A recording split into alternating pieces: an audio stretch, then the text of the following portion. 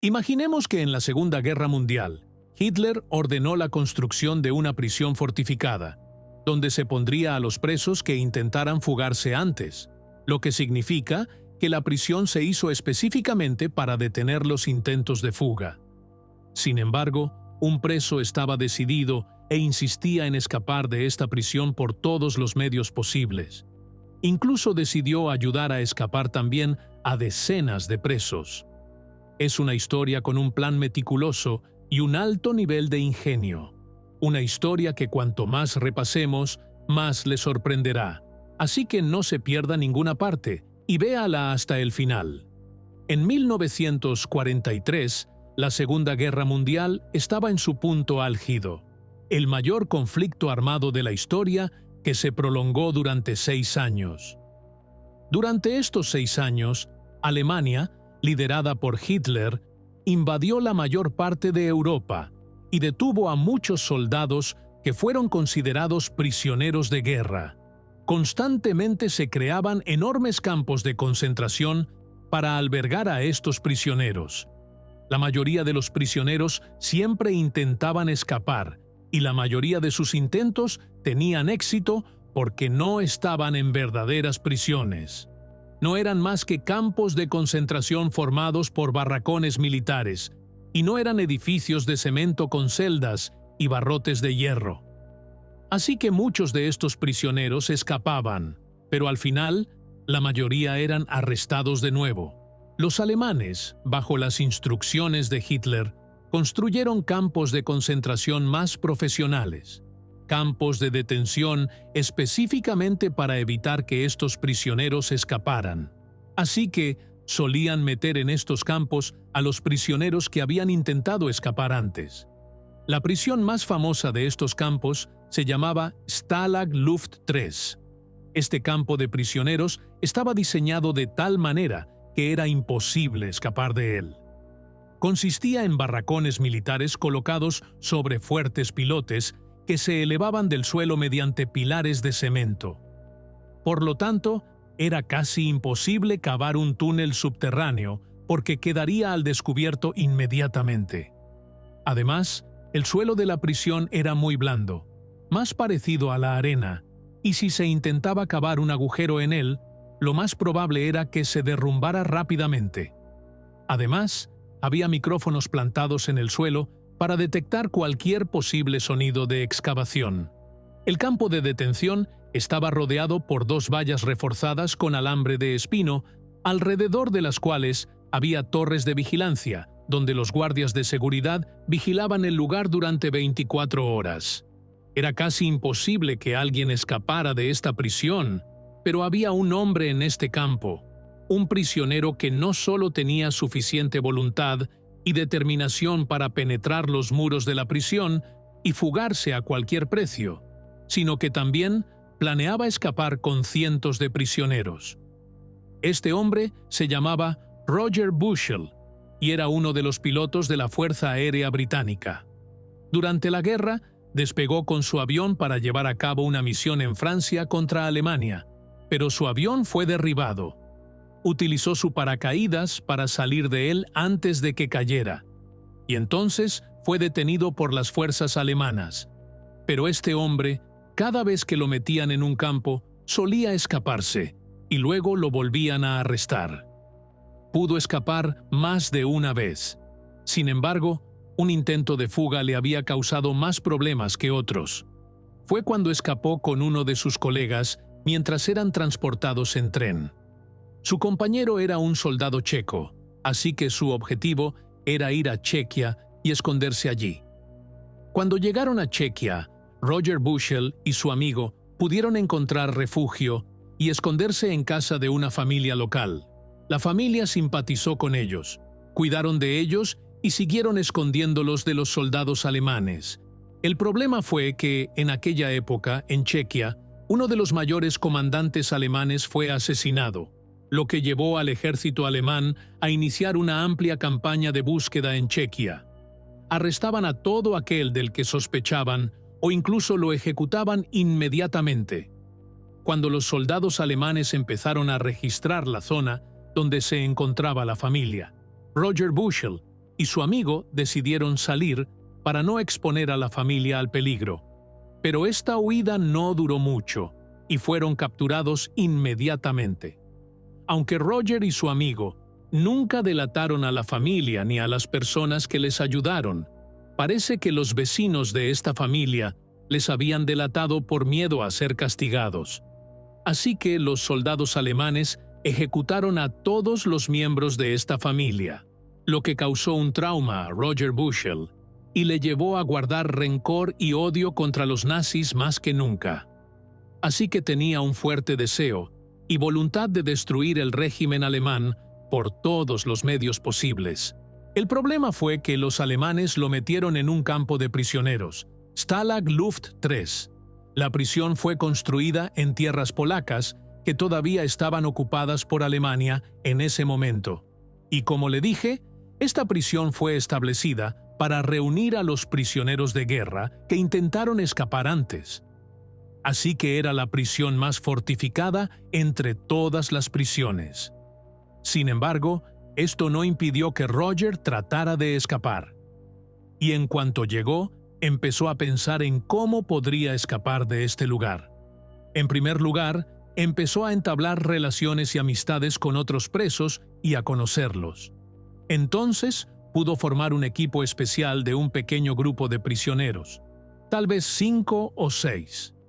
Llamaremos a este equipo el Consejo de Mando. La tarea de este equipo era sacar clandestinamente de la prisión al mayor número posible de prisioneros. El objetivo principal de Roger con esta operación era estabilizar el poder alemán, porque la fuga de cientos de soldados enemigos dentro de los territorios ocupados llevaría a la dispersión de los alemanes, especialmente porque la mayoría de estos soldados eran experimentados y de alto rango.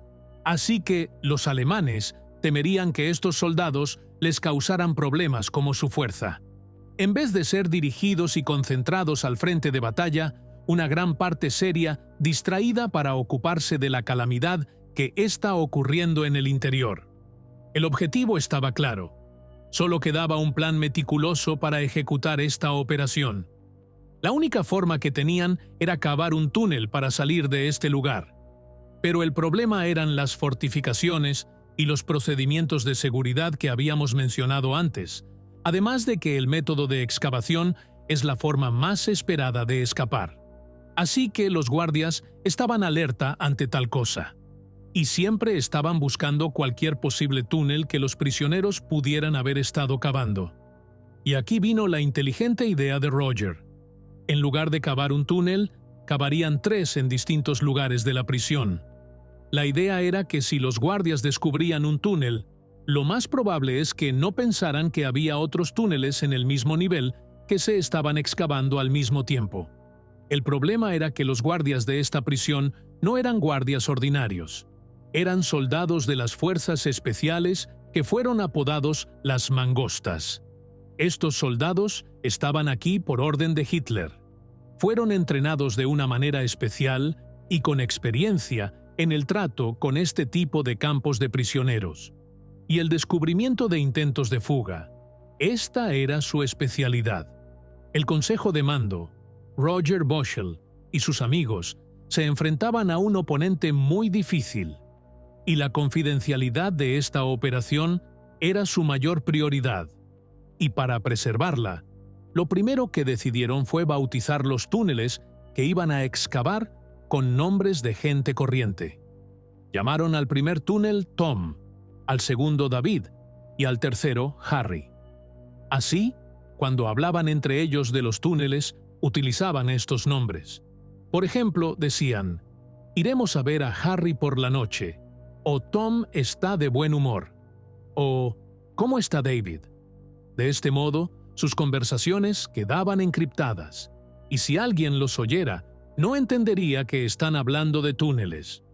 Sobre todo, que una de las principales estrategias utilizadas por los guardias en la cárcel para plantar un espía entre los presos. Alguien que se hace pasar por preso, pero que en realidad es un informante de los guardias. Suelen ser presos nuevos o trasladados de otra prisión. Los antiguos presos tenían una estrategia inteligente y eficaz para identificar a los espías que los guardias les plantaban. En pocas palabras, su estrategia era la siguiente. Cuando llega un preso nuevo, se sientan a hablar con él. Le preguntan cómo fue detenido y de dónde viene. Por ejemplo, si dice: «Soy de Londres», los presos traen a uno de los antiguos presos de confianza, que también es de Londres. Entonces, este viejo preso empieza a preguntarle al nuevo sobre Londres, su clima, su gente, los lugares y dónde solía vivir exactamente. Preguntas que nadie podrá responder, a menos que sea realmente de Londres. Así que era casi como una entrevista amistosa, que les ayudaría a identificar si este nuevo prisionero era un verdadero soldado o un espía de los guardias y estaba plantado entre ellos. Y si descubrían que una persona era un espía, informaban a los guardias y les decían que sabían que esa persona no era un soldado de verdad y que era uno de sus informantes. Y entonces les daban a elegir: o lo sacaban de ese lugar o no podrían garantizar su seguridad. Lo extraño es que esta estrategia siempre funciona y revela a cualquier informante que intente esconderse entre ellos. Esto era esencial para que el plan funcionara, porque Roger quería pasar de contrabando a cientos de prisioneros, así que tenía que asegurarse de que no hubiera espías entre ellos. De lo contrario, todo se echaría a perder. Imagina que este campo de prisioneros albergaba a unos 600 prisioneros. Roger quería pasar de contrabando al menos a 200.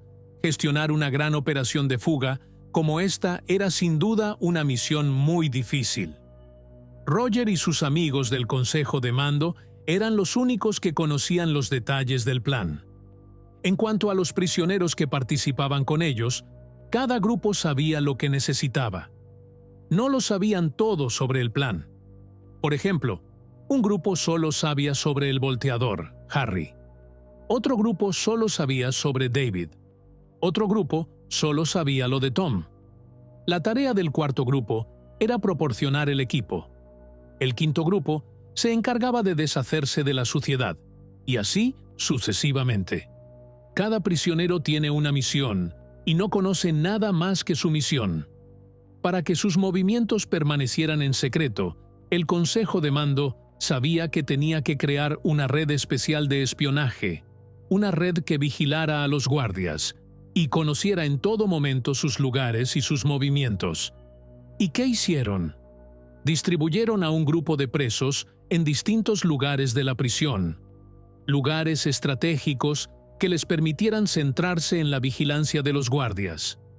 Por ejemplo, si tenían un lugar específico en el que estaban trabajando y no querían que los guardias lo vieran, cuando el guardia se acercaba a cierta distancia del lugar, uno de los presos, por ejemplo, giraba la gorra sobre su cabeza. El preso de la segunda posición lo ve y empieza a estirarse. El tercero ve a este prisionero que se está estirando y empieza a rascarse el brazo. De este modo, cada uno de estos prisioneros que vigilaban a los guardias transmite una señal o mensaje al prisionero que le sigue. Estos movimientos eran mensajes encriptados que se enviaban al lugar que no querían que vieran los guardias, para que dejaran inmediatamente de hacer lo que estaban haciendo en ese lugar, ya fuera cavar, deshacerse de la suciedad o fabricar equipos. Lo más inteligente de este plan era que ninguno de estos prisioneros sabía nada del otro, ni lo que significaba la señal que había estado transmitiendo. Este fue el plan inteligente que siguió el Consejo de Mando para mantener la operación en secreto. Ni siquiera los que participaron en ella sabían exactamente lo que estaba ocurriendo. Centrémonos ahora en el proceso de excavación propiamente dicho. El primer problema al que se enfrentaron fue la blandura del suelo sobre el que se construyó la prisión. Se acercaba más a la arena, por lo que estos túneles que iban a excavar necesitaban apoyo para no derrumbarse. La solución fue extraer y cortar tablas de madera de las camas de la prisión. Bien, supongamos que consiguieron las tablas de madera. ¿Cómo las colocarán en el túnel? ¿De dónde sacarán los martillos y los clavos de hierro? Pero un momento, no podrían usar los martillos ni los clavos de hierro aunque los tuvieran, porque los sonidos del martillo serían fuertes, y hay una alta probabilidad de que fueran detectados por los micrófonos plantados bajo tierra. Así que tuvieron que inventar un sistema de ingeniería muy inteligente para hacer que estas tablas se superpongan entre sí, por lo que cortaron estas tablas de una manera y las hicieron parecer cubos que están unidos entre sí. Así que si juntan estas piezas, se reforzarán entre sí y respaldarán el túnel y evitarán que se derrumbe. Sin embargo, tuvieron que tener mucho cuidado, porque un simple movimiento haría caer todas las piezas o un gran grupo de ellas. Hay otra pregunta. ¿Cómo cortaron estas tablas de madera de las camas de la prisión? ¿Y cómo hicieron la forma que querían, la forma de los cubos que están unidos unos a otros? Los prisioneros tenían en estas celdas lo que se conoce como gramófonos, que es un viejo tocadiscos. Los prisioneros podían poner música en sus celdas. Estos tocadiscos tenían un resorte de metal en su interior, y si lo sacabas y lo ponías recto, quedaba muy fuerte y afilado como si fuera una sierra. Estas eran las herramientas que utilizaban los prisioneros para cortar las tablas de madera de sus camas. Una vez que tuvieron a su disposición todas las herramientas necesarias, lo único que les quedaba a Roger y sus amigos era seguir cavando los túneles. Pero estos túneles tenían que ser muy profundos, porque si estaban cerca del techo, los micrófonos probablemente detectarían el sonido de la excavación. Imagínate cavar túneles de unos 10 metros de profundidad. Era difícil pero necesario, porque tenían que asegurarse de que estaba lejos de los micrófonos. Después de alcanzar esta profundidad, tienen que cavar hacia el exterior y cruzar los muros de la prisión, e incluso tienen que cavar lo más lejos posible para que la salida del túnel estuviera en el bosque, entre los árboles. Estos túneles podrían tener que extenderse hasta 100 metros o más. ¿Te imaginas lo difícil que es excavar esta distancia en estas condiciones y con estas herramientas? Lo que hacía el proceso aún más duro y complicado era que tenían que cavar 3 túneles con las mismas normas. Afortunadamente, el hecho de contar con muchos prisioneros implicados en este plan les ayudó. El siguiente problema al que se enfrentaron fue la propia arena. Tenían que deshacerse de ella sin levantar sospechas. Los presos cogían la arena en bolsas, se las metían en los pantalones, salían y las tiraban en los huertos que tenían en la cárcel. ¿Pero sabes qué es más importante que todo esto? Lo más importante eran las entradas de los túneles. Solo las conocían el Consejo de Mando y los prisioneros encargados de cavar y reforzar los túneles. Estas entradas debían permanecer secretas, porque si se descubrían, todo el plan fracasaría. Entonces, ¿dónde estaban las entradas de estos túneles? Como ya se ha dicho, los barracones de la prisión estaban levantados del suelo y colocados sobre pilares de cemento, lo que significaba que el suelo estaba a la vista de todos.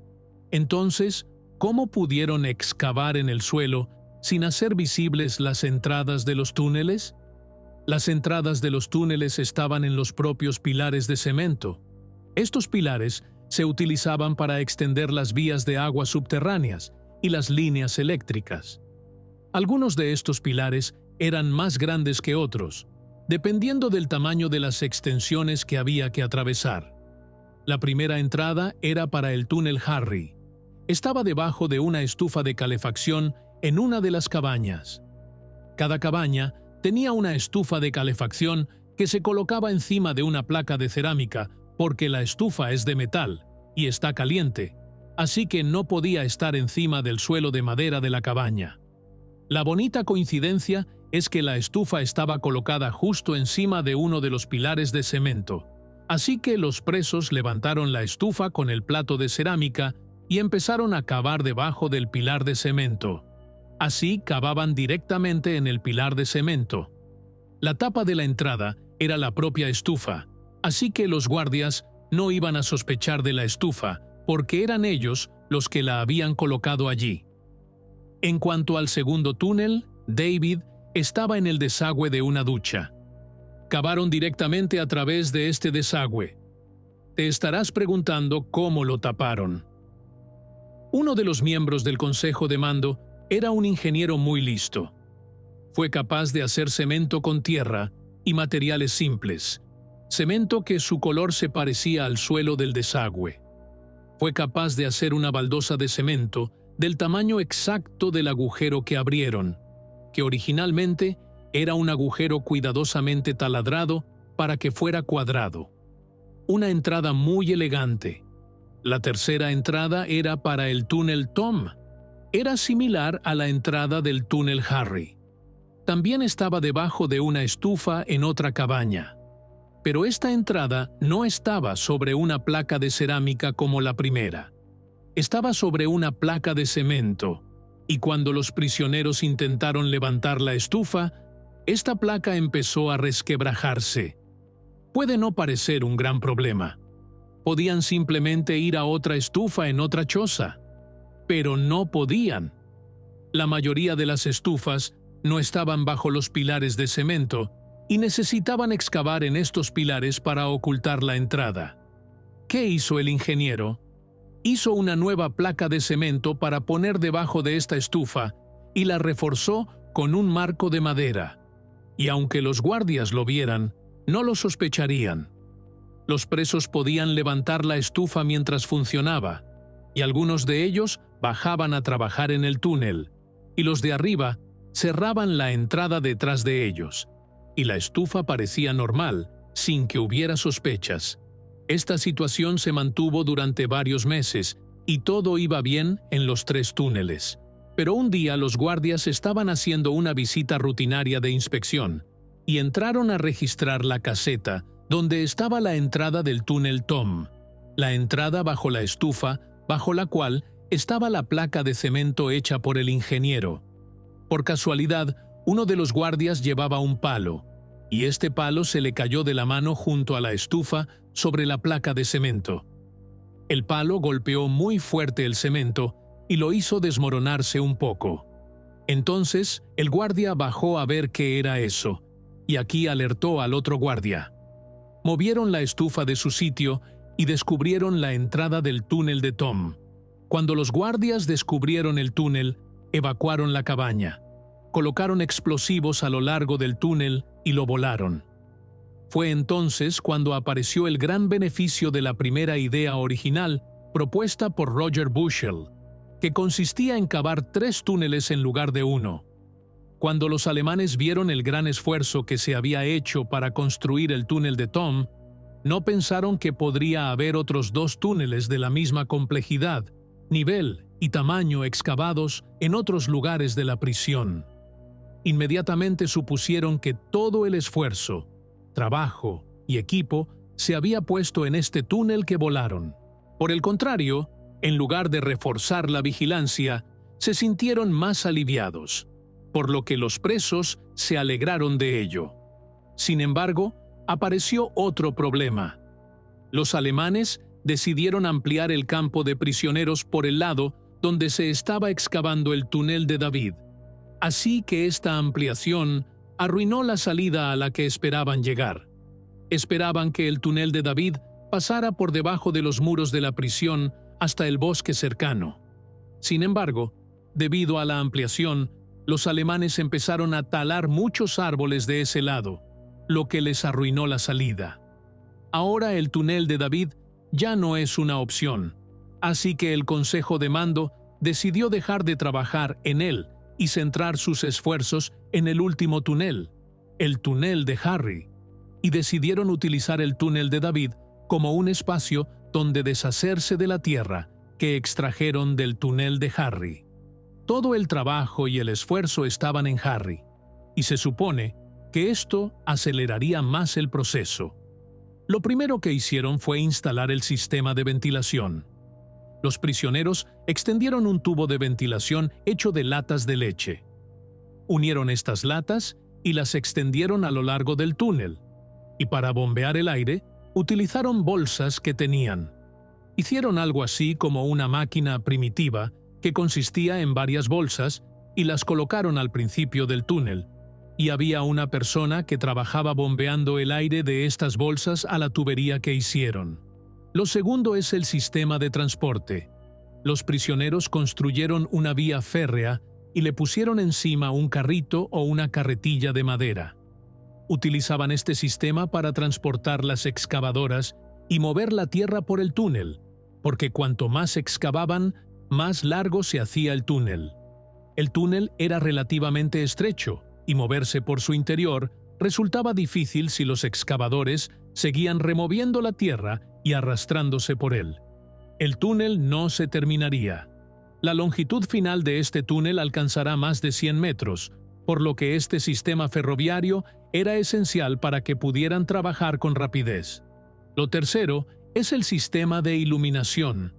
Los presos hicieron un sistema de iluminación en el túnel, robando algunos cables eléctricos a los obreros que trabajaban en la prisión.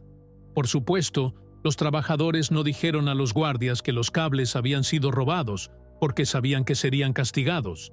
Así que los prisioneros utilizaron estos cables y robaron algunas lámparas de diferentes lugares de la prisión, y consiguieron conectar los cables con el sistema eléctrico de la prisión, y pudieron hacer un excelente sistema de iluminación que se extiende a lo largo de todo el túnel.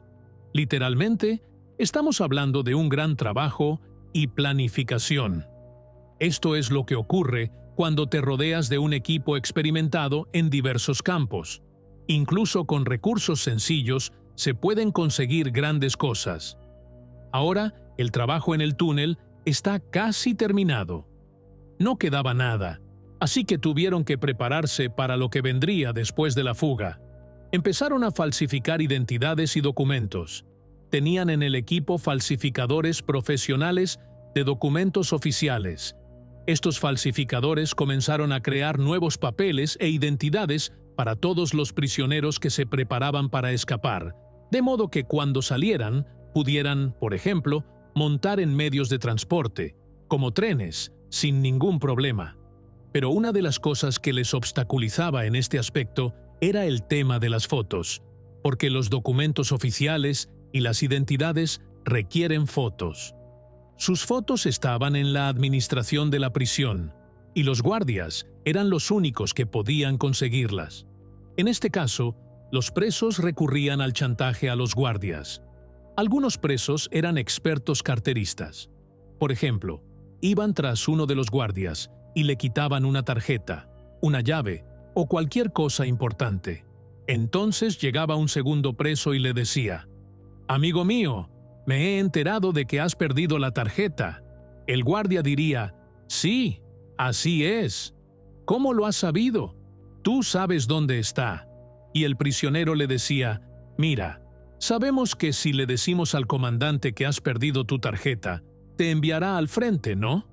El guardia dirá: «No, por favor, no se lo digas, por favor». Y el prisionero dice: «No tengas miedo, cálmate y no te pongas nervioso. Solo queremos algunas cosas sencillas de usted». Y entonces le piden, por ejemplo, fotos o un sello o cualquier otra cosa que pueda ayudarles a falsificar documentos.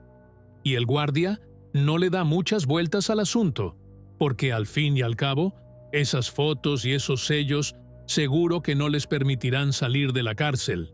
Así que hace la vista gorda a cambio de no ser descubierto y enviado al frente. De este modo, los prisioneros pudieron obtener todo lo necesario para completar la falsificación de sus documentos e identidades. Finalmente, en marzo de 1944, tras más de un año de planificación y trabajo continuo, las obras del túnel estaban terminadas. Todo estaba listo para poner en práctica el plan de fuga. Todo lo que necesitaban ahora era la oportunidad adecuada, especialmente en lo que se refiere al tiempo. No querían salir una noche de luna llena, por ejemplo, e incluso esperaban poder escapar una noche de lluvia, pero no llovió. Así que se concentraron en salir una noche que estuviera al principio del ciclo lunar, lo que significaba que la luz de la luna sería la menor posible. El 24 de marzo de 1944, el Consejo de Mando decidió que esa sería la noche de la fuga. Todos los prisioneros que planeaban escapar de la prisión tenían que salir de sus barracones y dirigirse al Hutnow 104, que es el barracón bajo el cual se encontraba el túnel de Harry. El Consejo de Mando tenía una lista de estos prisioneros y estaban controlando a todos los que entraban en el barracón. Y esta operación, por supuesto, se llevaba a cabo lentamente. No todos los prisioneros llegaban directamente al barracón. Venían en grupos para no levantar sospechas. Los prisioneros empezaron a descender uno a uno del túnel y a arrastrarse por él hasta llegar al final. Pero al final del túnel, en realidad, no había salida.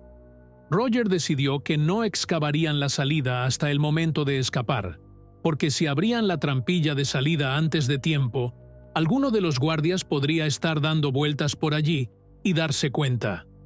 Así que decidieron que no abrirían la salida hasta la noche de la fuga. Los prisioneros que estaban en primera línea llegaron al final del túnel, que estaba excavado hasta arriba, y ya habían colocado allí una escalera. Pero en la cima les esperaba una mala sorpresa. Descubrieron que sus cálculos eran erróneos. La abertura del túnel no llegaba hasta los árboles del bosque. Estaban fuera de la prisión, pero el lugar en el que se encontraban estaba abierto y solo distaba unos 50 metros de la valla de la prisión y de las torres de vigilancia. Así que había muchas probabilidades de que si salían por esta salida, los guardias armados los vieran y les dispararan inmediatamente. Los miembros del Consejo de Mando que estaban al frente decidieron completar la fuga. No había tiempo ni oportunidad de echarse atrás. Entonces los prisioneros empezaron a salir del túnel uno tras otro. El proceso fue muy lento, y esa noche se encontraron con muchos problemas. Hubo un apagón que oscureció el túnel y hubo muchos problemas. Parte del túnel se derrumbó y tardaron en repararlo. Ocurrieron varias cosas inesperadas. El proceso de extracción de los prisioneros del túnel fue agotador y llevó mucho tiempo. Duró desde las 10 de la noche hasta las 5 de la mañana. El problema es que a las 5 empezó a salir el sol y los prisioneros seguían saliendo del túnel. Hasta las 5 de la mañana, 76 prisioneros salieron de este túnel y se dispersaron en diferentes direcciones y partes del bosque. Después de las 5, salieron también 3 prisioneros más, pero estos 3 prisioneros fueron advertidos por los guardias, por lo que se movieron con sus armas para asediar la abertura del túnel. Los 3 últimos prisioneros levantaron la mano, se rindieron a los guardias y fueron detenidos de nuevo. En cuanto al resto de los presos que les seguían por el túnel y querían salir, intentaron retirarse al interior de la prisión al enterarse de que el plan había quedado al descubierto. Al final, de los 200 presos que planeaban fugarse, solo 76 lo consiguieron, pero 76 sigue siendo un gran número. Desgraciadamente, a pesar de ello, la mayoría de estos presos fueron detenidos en menos de 72 horas, y la mayoría de ellos incluso se encontraban a pocos kilómetros de la prisión. Algunos de los prisioneros pudieron escapar completamente y pudieron regresar a sus países y participar en la guerra, pero el resto de los prisioneros no tuvieron tanta suerte, incluido el propio Roger Bushell, el líder de esta operación de fuga. Roger intentó subir a uno de los trenes utilizando su identidad falsa, pero los soldados le descubrieron debido a los estrictos procedimientos de inspección tras la operación de fuga, y consiguieron detenerle. Los prisioneros de guerra, según todos los tratados internacionales y humanitarios, deben ser tratados con humanidad. A veces pueden ser castigados, pero nadie espera que sean ejecutados. Incluso estos prisioneros, cuando escaparon o intentaron escapar antes, no fueron ejecutados y fueron trasladados a una prisión más fuerte. El problema es que esta vez se escaparon de la prisión más fuerte. Así que el propio Hitler estaba muy enfadado por lo que había pasado, y lo primero que se le ocurrió fue ir a esa prisión y ejecutar a todos los prisioneros, y luego despojar de sus cargos a todos los guardias y mandos responsables y castigarlos. Pero al final, sus ayudantes le convencieron para que solo ejecutara a 50, los 50 que fueron capturados después de escapar. Hitler mismo supervisó su ejecución, o incluso los ejecutó a mano. Hasta este punto, estaba enfadado por lo que estos prisioneros habían hecho. Aunque el final no fue tan feliz como lo que los prisioneros esperaban, al menos el plan de Roger tuvo éxito en que dispersó el foco de las fuerzas alemanas y su liderazgo, y muchas de sus fuerzas y esfuerzos fueron dirigidos a lidiar con esta enorme operación de escape. El plan de distracción tuvo éxito, y Roger Bushell incluso murió aliviado porque sabía que el objetivo de su plan por fin se había logrado. Hemos llegado al final de nuestra historia. No olvides darle a me gusta y suscribirte. Gracias por vernos. Nos vemos en el próximo video.